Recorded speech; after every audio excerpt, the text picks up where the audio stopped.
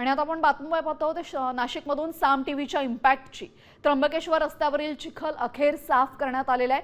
प्रशासनाकडून युद्धपातळीवर काम सुरू असून महिलेचा याच चिखलमय रस्त्यावर घसरून अपघात झाला होता।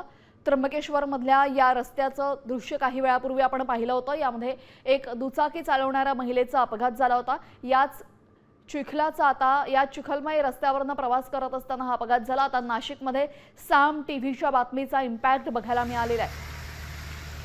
त्र्यंबकेश्वर रस्त्यावरील या संपूर्ण घटनेनंतर आपण पाहतोय साम टीव्हीचा इम्पॅक्ट आहे। त्र्यंबकेश्वर रस्त्यावरील चिखल अखेर साफ करण्यात आलेला आहे। टँकरमधील पाण्याच्या माध्यमातून हा चिखल साफ करण्यात येतो आणि साम टीव्हीच्या बातमीचा इम्पॅक्ट आपण इथं पाहतोय।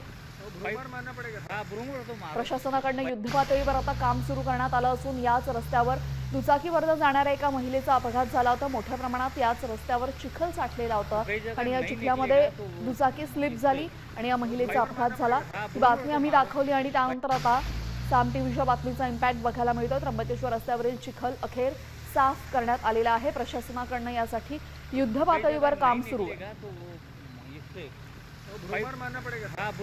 स्क्रीनवर जी तुम्ही एक फ्रेम बघताय त्यामध्ये हा अपघात कसा घडला हे तुम्हाला दिसतंय। यामध्ये दुचाकी चालवणारी ही महिला या संपूर्ण रस्त्यावर मोठ्या प्रमाणात चिखल होता आणि ही गाडी स्लिप झाली आणि तिचा अपघात झाला। दरम्यान ही बातमी काल साम टीव्हीनं लावून धरलेली होती, साम टीव्हीनं दाखवली होती आणि त्यानंतर साम टीव्हीच्या या बातमीचा इम्पॅक्ट आपण पाहतोय। आता प्रशासनाकडनं युद्धपातळीवर इथला चिखल हटवण्याचं काम सुरू करण्यात आलेलं आहे। मात्र अशा पद्धतीने जर अपघातानंतर प्रशासनाला जाग येणार असेल तर सर्वसामान्यांचे जीव जाण्याची वाट प्रशासन बघताय का, असा संतप्त सवाल सर्वसामान्य नागरिक विचारतायत।